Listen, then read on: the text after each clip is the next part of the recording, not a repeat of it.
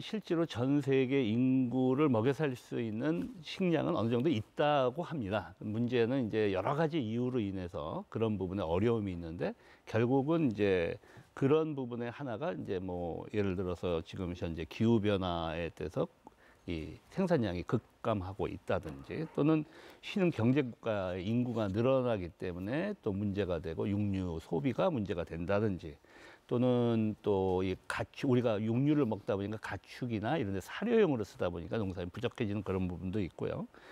특히 아까 처음에 말씀드렸듯이 어느 정도는 충분한데 국가 간 갈등 구조 때문에 이게 어느 나라는 농산물이 많고 어디는 부족한데, 이게 서로 분배 차원의 문제가 아직도 좀 존재하고 있고, 또 러시아와 우크라이나 전쟁 같이 이런 일이 벌어지면 곡물의 수송이나 이런 부분에 문제가 되기 때문에 수급 조절에 문제가 있고, 그래서 여러 가지 복합적으로 지금 우리가 식량 위기가 도래하고 있다, 이렇게 표현을 하고 있습니다. 지금 소장님께서 제가 여쭤보고 싶은 것에 대한 답까지 또 해주셨어요. 제가 처음에 전 세계적으로 식량이 부족한 게 통계학적으로는 맞느냐라고 여쭤봤고요. 다만 그럼에도 불구하고 식량의 과잉 생산 문제로 창고에 식량을 보관하기 어렵기 때문에 바다에 버리는 나라가 있는가 하면 또 그 기아로 많은 그 인구가 숨을 거두는 불행한 그런 사태에 직면해 있는 그런 나라들도 많이 있었단 말이에요. 그렇습니다. 이런 상황에서 스마트팜의 보급이라는 것조차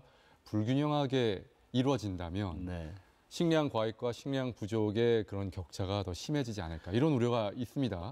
이런 그럴 수 있겠죠. 어떻게 좀 같이 보면서 이 상황을 참 어려운 거죠. 뭐 이게 사실 농업이라는 단순한 농업으로만 볼 수도 없고, 정치적인 부분하고도 연결이 되어 있기 때문에 상당히 어려움이 있을 것 같습니다. 근데 예를 들어서 최근에 이 농산물의 수출과 관련해서 최근에 우리나라에 작은 회사가 하나 생겼는데, 그것이 굉장히 영향력을 갖게 된 그런 회사가 있습니다. 트리지라는 회사인데, 왜냐하면 무역과 그리고 브릿지, 다리. 그래서 서로 간에 필요로 하는 것을 중간에서 연결시켜 주겠다라는 그러한 목표로 만들어진 회사입니다. 시총이 지금 이제 굉장히 조 단위로 올라갔는데요. 젊은 IT 얻은 분들이 각 나라에 가지고 있는 농산물 생산자들과 그다음에 여기 딜러라고 그럴까요? 그래서 소위 판매자들을 컴퓨터 이 플랫폼을 이용해서 연결시켜주는 그런 회사를 만든 적이 있습니다. 결국은 이런 부분도 결국은 IT 기술이 우리 농업의 유통을 도와주는 그런 그림을 만든 케이스들이 있습니다. 그래서 다양한 분야에서 그와 같은 분배의 문제, 운송의 문제, 또 농업 생산성의 향상, 이런 부분에 이제 관여하는 그런 산업, 즉 회사들 또는 사업체들이 많이 생기고 있다, 이렇게 말씀드릴 수 있을 것 같습니다. 자, 단장님, 어떻게 보면 이제 소장님 말씀을 들어보면은 결국은 유기적인 어떤 분배, 그런 협업, 이런 것들이 좀 전 지구적 연대의 차원에서 이루어져야 되지 않을까, 이런 생각이 좀 듭니다.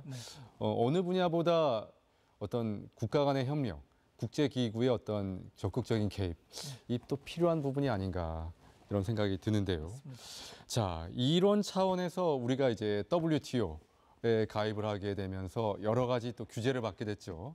의무적으로 우리가 쌀이 남아돌음에도 불구하고 쌀을 또 수입해야 되는 상황이 됐고요. 그 덕분에 우리나라에서 쌀은 남아돕니다만 우리나라는 곡물 자급률이 한 20%인가요? 제가 정확한 수치는 잘 모르겠습니다만 굉장히 낮은 나라로 분류가 된단 말이죠. 자, 이런 현실들은 도대체 어떻게 우리가 바라봐야 되고, 우리가 곡물 작업률이 이렇게 낮은 상황에서 그럼 우리의 활로는 과연 스마트팜, 스마트 농업을 도입하는 것으로 개척이 될 것인가, 이런 의문도 좀 듭니다. 어떻게 보십니까? 식량 자급률하고 곡물 자급률은 좀 차이가 있고요. 저는 이제 먼저 식량 자급률 차원에서 말씀드리면, 식량 자급률은 한 나라의 전체 식량 소비량에서 자국산 식량이 차지하는 비율을 말하거든요. 우리나라 같은 경우는 지금 식량 자급률이 2021년 기준으로 44.7% 정도 됩니다. 50%가 안 됩니다. 곡물이라기보다는 식량. 전체 이미 완성품이 된 뭐 빵이라든가 뭐 육가공 식품이라든가 이런 걸 다 우리 포함한 인간이 먹는 걸 이야기하는 거 네네. 곡물하면 이제 소가 먹는 그렇죠. 사료까지 다 포함하는 건데요. 여기서 문제가 되는 것은 방금 말씀하신 대로 쌀은 거의 한 100% 저희가 작업이 가능해요. 그런데 문제는 밀 같은 경우 밀 작업률은 0.8%입니다. 거기다가 1%가 안 되는 예. 0.8%요. 콩이 사실 콩이 우리나라 원산지거든요. 저희 두만강이 콩 두자를 써가지고 콩이 많은 곳이 두만강이 콩 원산지인데 우리나라 콩 작업률은 30% 수준입니다. 그러니까 곡물별로 차이가 많은 게 문제고요. 물론 그 원인은 아까 교수님도 말씀하셨듯이 WTO 때문에 우리가 의무 수입량을 받아들여야 하는 것도 있고 또 식습관이 서구화돼가지고 고기를 많이 먹는 것도 있고 다양한 원인이 있겠지만은 뭐 그 이유가 뭐가 됐든 간에 식량 작업률이 떨어지고 있다는 것은 문제인 거고요. 그걸 올리는 것도 중요하고 더 중요한 것은 농업이 지속 가능해야 합니다. 그러니까 지금도 농사를 지어야 하고 그래 먹고 살고요. 10년 뒤에도 농사를 지어야 먹고 살고 20년 뒤에 농사를 지어야 저희가 먹고 사는데 아까 잠깐 이야기 나왔지만 농촌 고령화되어 있죠. 기후변화 때문에 농사 짓기 힘들죠.